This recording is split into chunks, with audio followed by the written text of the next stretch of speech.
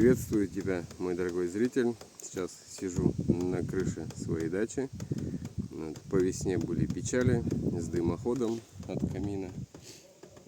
Сейчас начал его разбирать и ужаснулся. Если бы я его хотя бы еще один раз истопил, наверное, я бы лишился дома.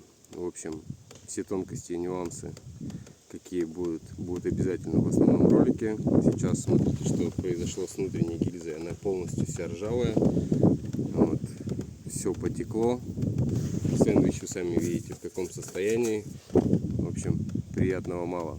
Все подробности в основном ролике. Обязательно подпишись на канал. И там узнаешь, какой я буду дымоход ставить на камин. И много полезного и интересного обязательно. Так что подписывайся на мой канал.